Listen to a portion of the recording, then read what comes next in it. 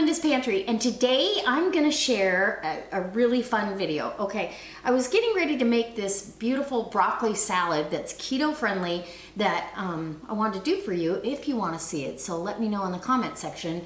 I was getting ready to put that together when I realized, oh my gosh, I have all these items that I've gotten from the grocery store that maybe some of you hadn't thought of, and I'm going to give you the reasons why I chose them, because this ketogenic diet and way of life, there's a learning curve to it, but I feel like the benefits far outweigh the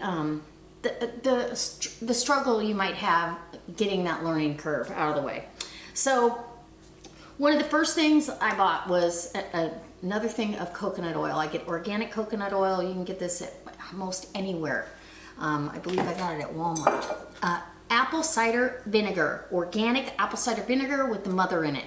And I use this every day, all day long. So when I'm trying to get 6 of these, which it'll hold 10 ounces of water with ice, if I'm trying to get 6 of those in a day, I put a teaspoon of apple cider vinegar and true lemon, a little sprinkle of true lemon, and I've got flavored water that's delicious, and I have health benefits coming from it.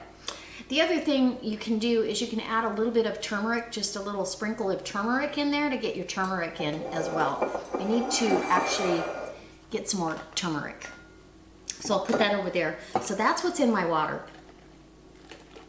And it's refreshing, actually. It's very good. You can also add that to green tea. Green tea is excellent to be consuming. Now this is a ketogenic creamer, so I'm going to tell you what's in here.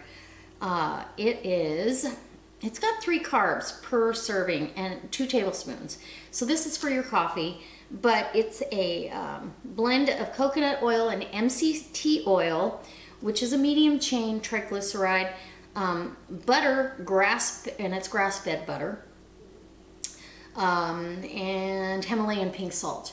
This is wonderful if you're not doing, if you're not wanting to do the full-fledged butter and MCT oil in your coffee to get that jump start. And what happens is your brain is being fed with the medium chain triglycerides, and it helps you stay, it just keeps you full because it's got plenty of fat in it, and it keeps you full, but it never reaches your liver. So it's wonderful. So I've got that just in case I really want a creamier coffee, because it does make it a pretty creamy coffee. So I have that on hand. And then of course I have MCT oil, same thing. This has no flavor to it at all. This really doesn't have any flavor, but it actually helps boost your metabolism first thing in the morning. And then I can fast through breakfast and eat my first meal at lunchtime. So that's what keeps me full. I also, before I do coffee or anything in the morning, I have raw organic, it's by Perfect Food, or wait, it's by Garden of Life. Raw organic, perfect food, 100% organic wheatgrass juice that's dehydrated. It's organic, non-GMO, and that's what you want to look for. And there's a little tiny teaspoon scoop in there, and you do a scoop with, a couple ounces of cold water, let it dissolve really good, and down she goes. The benefits for wheatgrass are exponential. That's a whole nother video. I'm just saying, one serving, 1 ounce of wheatgrass actually equates to 5 pounds of nutrients from leafy greens. 5 pounds is a lot of food. just mentioning that. So now we're going to come to a couple of other things that I bought. I bought xanthan gum, so when I want to thicken a sauce or a gravy, I can do it with a little tiny bit of this. Goes a long way, but you can actually thicken things without using cornstarch or flour or getting that into the mix, because I'm not doing that. Will I do that forever? There's going to be times that I make meals for the family that I'll still use, flour or cornstarch, but for the most part, when I'm cooking for myself, this is what I'll be using. I bought roasted, salted sunflower, whole shelled, without the shell, sunflower seeds. No shell. For salads.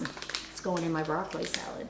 And I also bought pumpkin seeds, shelled pumpkin seeds. Yum. Okay.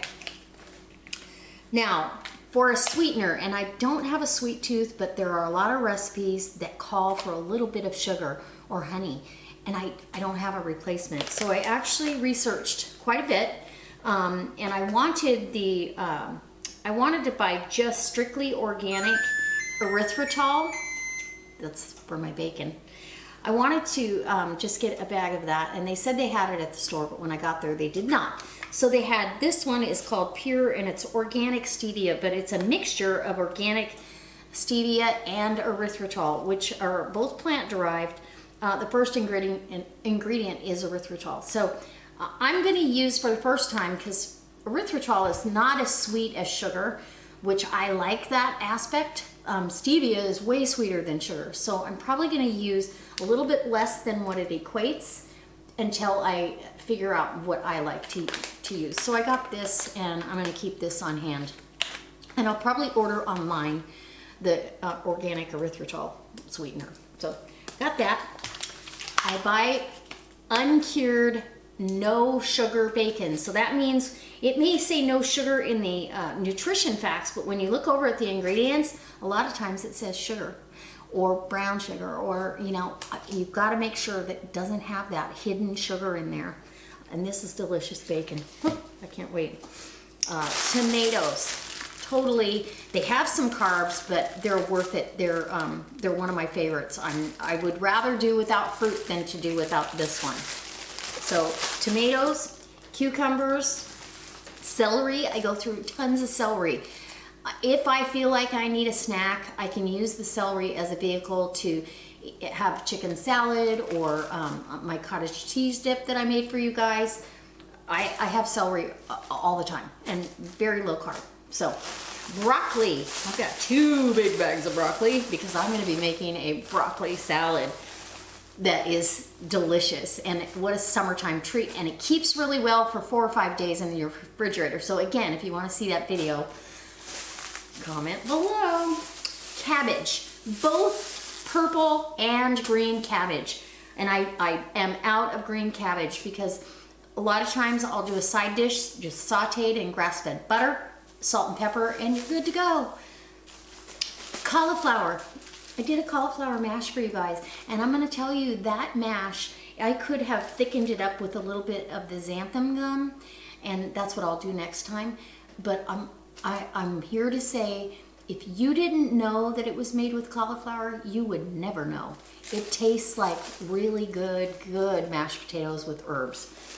Delicious. So I'm gonna make a salad later on that's using some of this. And I could use it in the broccoli salad, but today I'm not going to. So anyway, that's my little haul. The reasons why, healthy vegetables, I mean, if you're really choosing lean protein, bacon's an exception. I mean, this is gonna be a flavoring, not a main serving.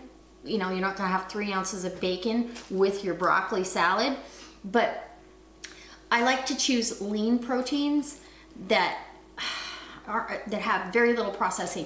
Lean protein meaning, you know, when you get a whole chicken, not that I'm not going to buy whole chickens ever again, but you don't know exactly how much fat. It gives you a guideline, but if I get a lean chicken breast and I add my healthy fat to it, like the coconut oil or olive oil, I then can control everything. So that's really how I'm trying to do things.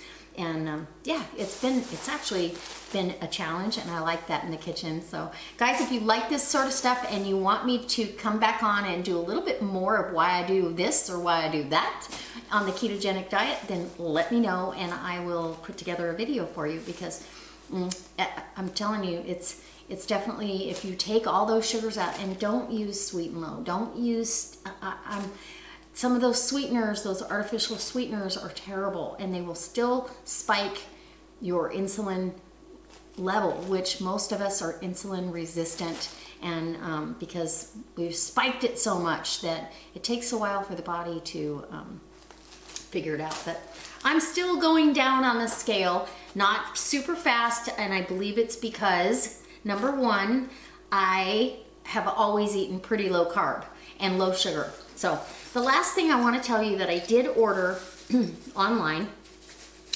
was a meter to check, I can check my blood glucose, or I can check my ketones in my bloodstream. So it's very interesting because your ketones should be, the urine strips measure a ketone that your body is not burning fat with. It's just kind of excess, because there's 3 ketones. And the one that you really want to measure is in your bloodstream. And that's the one that is going to burn fat for fuel. So you want to be between 1 and 3. And so a lot of times I'm just under 1. So I can't quite get there, or, you don't want to, the higher the better is not the case. It's really precise, and it's just a prick on your finger, and you just put the little strip in there and the meter pops on and tells you what's going on. So if you want to see how that works, I will show you in another video, and because I'm getting ready to do that. So go ahead and let me know about that too. All right guys, I got a big salad